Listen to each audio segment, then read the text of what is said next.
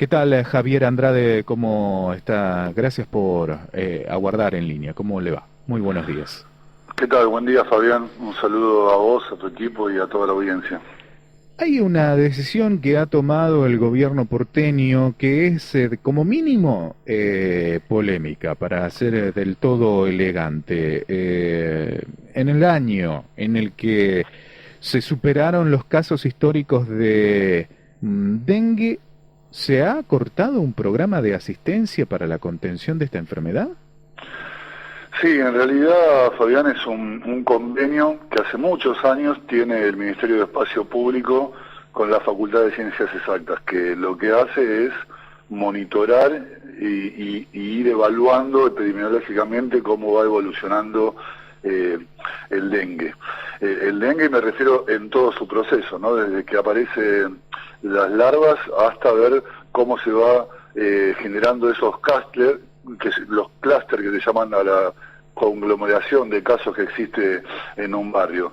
Y la realidad que preocupó porque uno de los argumentos para rescindir este convenio es la pandemia de COVID-19, ¿no? Es decir, alegando la emergencia sanitaria, digamos, que se determinó por el COVID en la ciudad, se determina rescindir este convenio. Y la preocupación, digamos, como vos bien dijiste diplomáticamente, tiene que ver con que este año, como veníamos anticipando, y lo digo no por ser un experto, sino por tratar de estudiar el tema, que los casos de este año eran muy relevantes.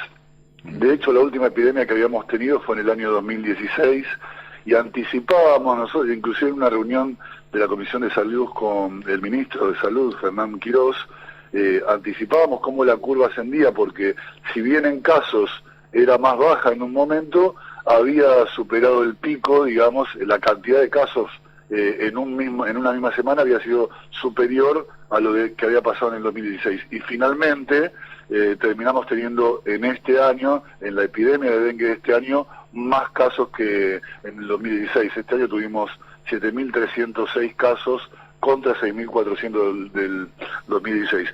Y ahí la preocupación, Fabián, porque en general, y es una práctica que muy poco se lleva adelante, el momento para prevenir y trabajar sobre el dengue comienza ahora, entre invierno y primavera, porque es donde quedan las larvas, y ahí es donde hay que tener una tarea que era parte de lo que realizaba el convenio, que volcaba una manera y una territorialización, digamos, una capilaridad que presentaba con su proyecto para poder detectar las larvas y así avanzar sobre ellas y evitar que en el verano tengamos la cantidad de mosquitos de Aedes aegyptis, como se llama la clase de mosquito que transmite el dengue, para poder llevar mejor adelante, ¿no? Trabajar sobre la prevención para no tener una nueva epidemia. ¿No tienen explicación oficial de esta rescisión del convenio entonces? No, ahí está lo llamativo, ¿no? Que la excusa es argumentar que la ley de emergencia sanitaria que se dictó en función de la pandemia requiere destinar todos los recursos al marco del COVID. ¿Y A ver, no dieron a conocer salvedades en torno a esta rescisión de el convenio? Es decir, bueno, lo vamos a reinstalar al convenio en septiembre, noviembre, o sea, interrupción por plazos o es definitivo. mira, en la resolución 443, que es la que establece la rescisión del convenio, no tiene ninguna mirada a futuro, digamos, ¿no? Lo único que dice es que mientras, es decir, se suspende el convenio, pero se terminan de hacer las tareas que se están haciendo en último momento, que habla de este mes, ¿no? Específicamente. La realidad que preocupa, sobre todo porque hay erogaciones que se han hecho en la ciudad hace muy poco. Nosotros encontramos en el boletín oficial, que tratamos de visibilizarlo, fue una concesión para veredas que se hizo. Entonces, después de haber tenido una epidemia de dengue de la envergadura que tuvimos, que se destine dinero a vivienda, a veredas, y por otro lado se resigna un convenio con Ciencias Exactas, que aparte, Fabián, estaba hace más de 10 años que está este convenio, ¿no? Y que es fruto, es decir, es muy fructífero para la ciudad porque va haciendo una evaluación de una evolución constante durante todo el año, ¿no?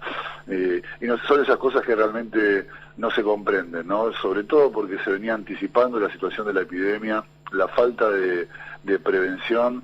Acá hay algo muy importante que, vuelvo a decir, ¿no? Tal vez la contradicción de tener que trabajar sobre invierno y primavera para que no tengamos el problema en verano, en términos de marketing para una gestión de gobierno, puede no ser muy atractivo, ¿no? Porque hay que generar conciencia sobre la ciudadanía. Bueno, no hemos tenido ninguna prevención fuerte, ni una difusión importante que haya existido el año pasado para no haber tenido el problema que tuvimos. Y sobre todo, como siempre, los casos populares son los más castigados, Fabián, ¿no? Es decir, entre la Villa 20, la 1114 o el barrio Richardelli y la 2124 se llevan el 67% de los casos de la ciudad de Buenos Aires. Y eso también tiene mucho que ver con las condiciones de hábitat, ¿no? De hacinamiento, y problemas en general. Pero bueno, nos llamó muchísimo la atención, ¿no? Y por suerte tuvo alguna repercusión que visibilizó la situación, y bueno, por eso estamos teniendo la posibilidad de conversar, ¿no?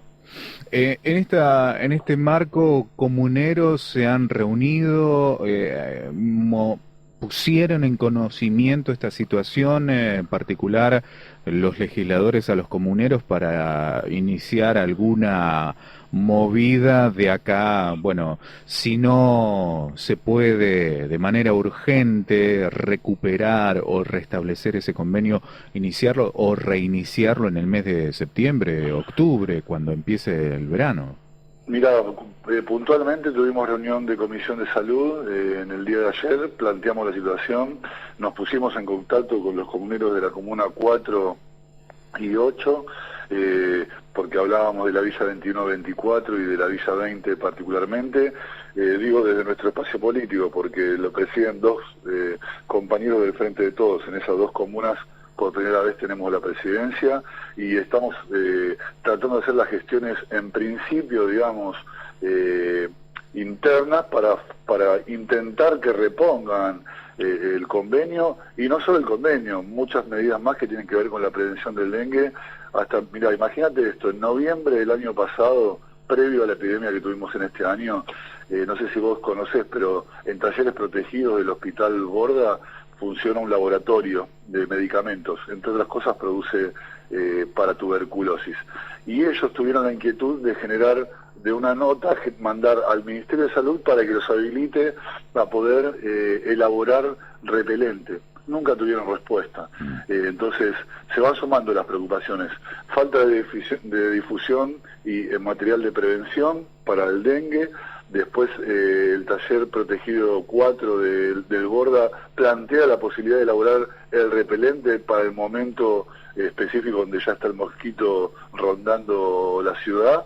Y ahora, después de la epidemia más importante que tuvimos en la ciudad, con 7.300 casos, superando en un 14% la de 2016, después de eso debe seguir trabajando en prevención, y uno de los instrumentos es el convenio con Ciencias Exactas, y el Ministerio de Espacio Público de la ciudad rescinden el contrato. Realmente nos preocupa muchísimo de la manera que están llevando adelante la gestión con respecto al dengue. Ayer se supo que la justicia declaró al gobierno responsable del incumplimiento de medidas cautelares para proteger a personas en situación de calle frente al coronavirus. Le impone la justicia una multa de 10.000 pesos al jefe de gabinete Felipe Miguel por cada día de demora en el mandato judicial, si no cumple con un programa de vacunación. ¿Tenés algunos detalles al respecto de esta medida o esta decisión adoptada por la justicia contravencional? Mirá, la verdad que es otro de los temas que genera muchísima preocupación, ¿no? En principio porque sistemáticamente el gobierno de la ciudad ha negado la cantidad de gente en situación de calle, ¿no? El último censo popular que se realizó con varias organizaciones, entre las cuales participamos, creo que el número era 7.152 personas, mientras el gobierno de la ciudad planteaba que eran alrededor de 1.700, creo. Puedo equivocarme un poquito ahí en el número, pero era una diferencia muy importante. Y voy al principio, ¿no? Esto, si hay un mal diagnóstico de la situación, claramente el abordaje y de las políticas públicas que se puedan implementar va a ser deficiente. Y después ahora, con la situación del dengue, perdón, del dengue no, del COVID-19, hemos tenido gravísimos inconvenientes, ¿no? Sobre todo, bueno, vos sabés que hubo personas fallecidas en situación de calle y de ahí que se generan estas cautelares para poder exigir un abordaje como corresponde para la gente en situación de calle, porque aparte la circulación comunitaria y los que habitan en la calle es algo que va en conjunto y requiere un abordaje importante para poder atenderlo como corresponde, y sobre todo también por la falta de protocolos que existieron en los egresos e ingresos en los paradores de la ciudad, ¿no? Que aparte son muy conflictivos en materia de cómo se lleva adelante la tarea en ellos. Hablo de esto porque hay una falta de equipos integrales que aborden la situación de gente en calle, porque tenés personas desde que tienen problemas de adicciones hasta problemas de salud mental, pero la realidad también es que en los últimos meses se ha vuelto a ver, al margen de lo que surgió en la crisis económica de los últimos años en la ciudad, nuevas personas en situación de calle, que es lo más preocupante. Y la realidad es que es un tema que, si bien yo particularmente no soy parte de la Comisión de Promoción Social, mi compañera Lorena Pocoy, que la preside, viene llevando adelante muchas reuniones con gran preocupación y llevando adelante propuestas para que se pueda tener un mejor abordaje a la problemática. Preocupa ostensiblemente y sobre todo ahora, en el momento del pico de la pandemia, que no se hayan llevado adelante las políticas necesarias. Un grave problema también es que nos encontramos en muchas situaciones, es que llamar al VAP, que Buenos Aires Presente es el programa, digamos, que atiende específicamente a gente en situación de calle, y ante una persona con COVID, el SAME no lo quiere retirar, el VAP no se hace cargo tampoco porque tiene COVID, entonces entiende que salud es la responsable, y muchas veces nos encontramos en esa disyuntiva, y estoy hablando de estar desde las 11 de la noche hasta las 2, 3 de la mañana con una persona, con una pareja, con una pequeña familia en situación de calle, que no se termina de definir cómo resolver la situación, de atenderla, entendiendo que tenían síntomas. Y esto es lo que pasó, por ejemplo, con la pareja del muchacho que falleció en Comuna 1, creo que fue hace aproximadamente 2 semanas, ¿no? Así que otra vez más, malas decisiones y malos abordajes, y entendemos que no tienen que ver con la falta de recursos, ¿no? De ahí genera mayor preocupación. Andrade, le agradezco mucho la posibilidad de conversar con usted, ha sido muy amable, ¿eh? Que tenga buen día. Te agradezco a vos, Fabián, a disposición para cualquier momento volver a conversar.